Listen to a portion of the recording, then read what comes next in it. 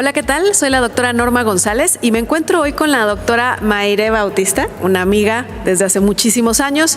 Ella de formación es urgencióloga egresada de Centro Médico La Raza y hace este posgrado que estábamos platicando sobre toxicología clínica. Es específica en su toxicología clínica. Sí.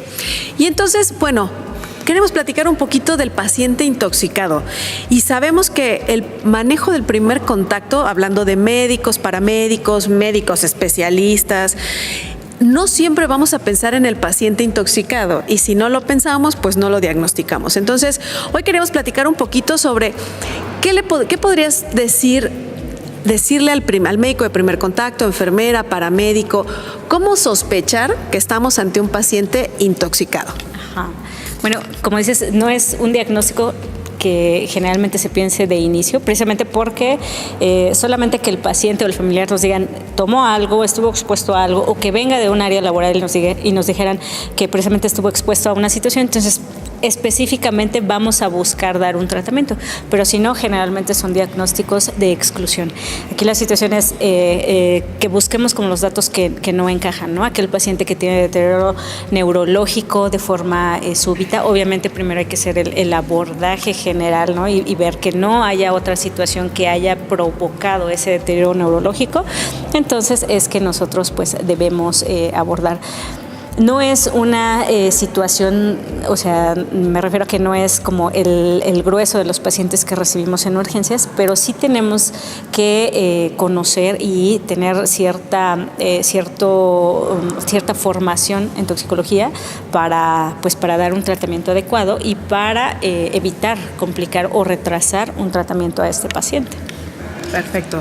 Y finalmente nosotros con nuestros pacientes, como dices, es un diagnóstico de exclusión, no vamos a pensarlo de forma inmediata, a menos, como dices, que lo hayan dicho que sí se tomó algo, etcétera. Sabemos que existen diferentes vías de entrada de estos tóxicos y que algunas no son tan comunes.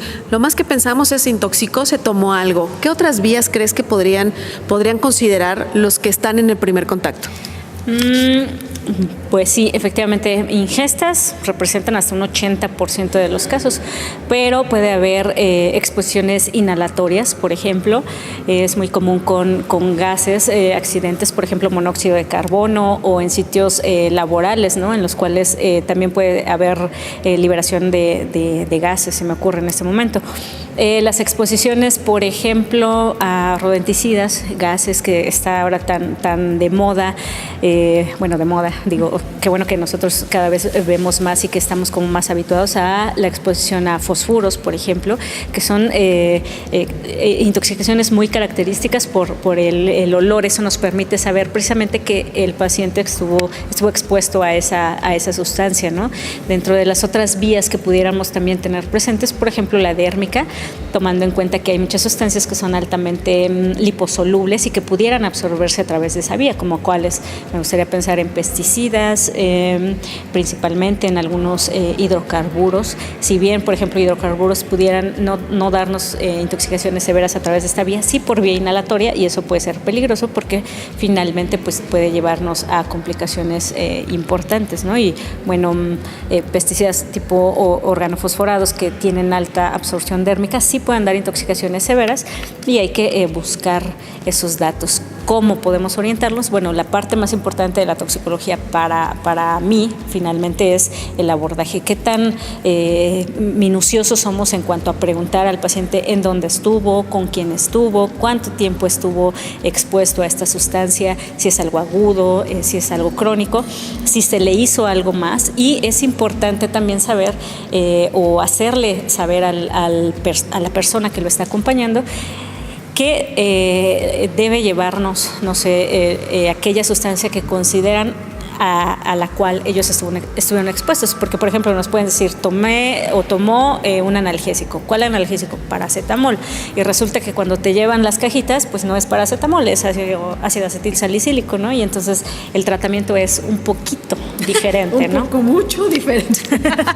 Exactamente, ¿no? Ahí la importancia de saber qué fue, ¿no? Por ejemplo, para el ambiente prehospitalario, esto que dices, llévense todo. Si de pronto tienen ahí el alacrán pisado, pues ahora sí que con cuidado, súbalo a una bolsita y se lo llevan. Tienes ahí las pastillas, tráemelas, tráeme lo que tomaste, que comió tal cosa, tráetelo, ¿no? Para que toda esta valoración. Y bueno, esto le llamamos pase de visita porque queremos hacer como algo diferente, pero si tuvieras que regañar a un médico y decirle, ¿por qué no le hablaste al toxicólogo? ¿Cuáles serían como los puntos donde dirías, ahí en ese pase de visita sí me lo atoro, a este que no, me dijo, me hizo? ¿Cuál sería? Ok.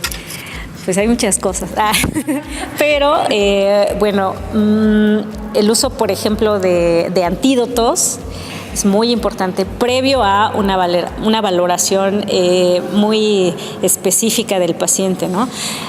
Comentábamos hace ratito cuál puede ser una de las intoxicaciones que se encuentran más frecuentes en el área de urgencias. Me gustaría pensar en el paciente que tiene rasgos psiquiátricos, que toma medicamentos. Finalmente, por ejemplo, los medicamentos como los ansiolíticos se supone que son medicamentos controlados, pero prácticamente los encontramos en casa de todos y nosotros es muy fácil adquirirlos en el mercado negro. Entonces, es una intoxicación muy común. Llega el paciente, llega el familiar con el frasquito o nos dice es que usa pastillas o gotas para dormir y pensamos en benzodiazepinas. Y lo primero que hacemos es tráete el flumazenil, le pones flumazenil y entonces el paciente pues hace complicaciones. Si bien cabe recordar que no son las más comunes, o sea, no todos te van a hacer complicaciones, hay que recordar que hay puntos que puedes complicar en el cuadro del paciente, ¿no? Puedes hacer que desarrolle desde una simple taquicardia sinusal hasta una taquicardia supraventricular hasta otra arritmia que puede ser más severa.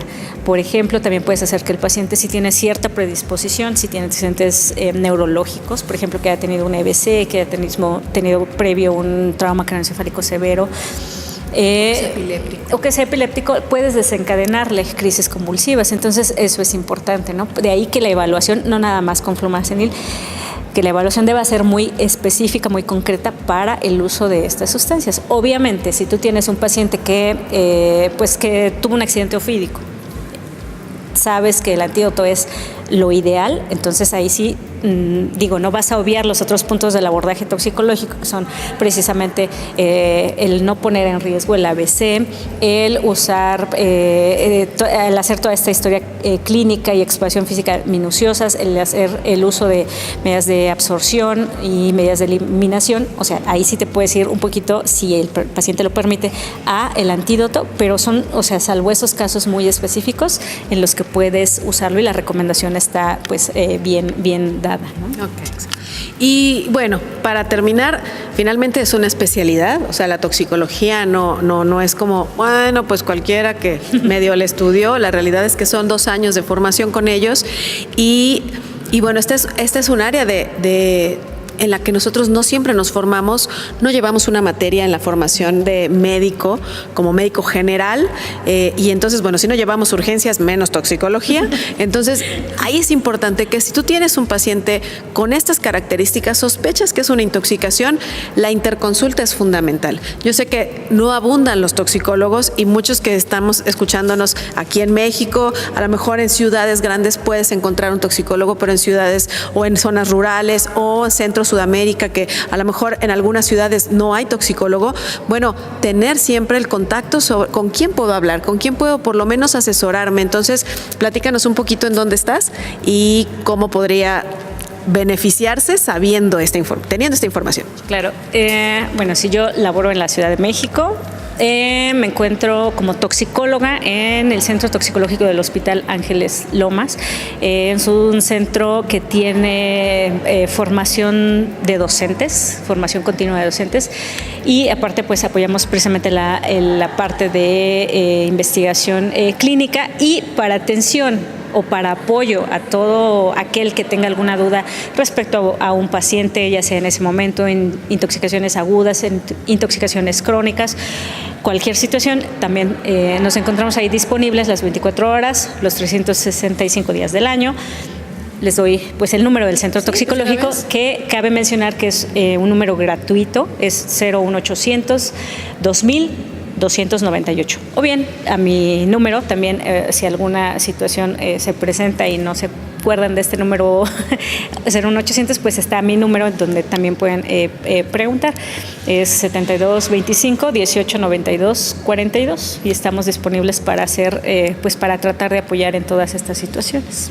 Perfecto, pues muchísimas gracias. Vamos a dejar también por ahí el contacto de la página de Facebook que tiene el Centro Toxicológico para que igual lo sigan y si es necesario, pues también podemos por ahí estar en contacto. Gracias, Mayre, por esta pase de visita y nos vemos la próxima semana. Gracias.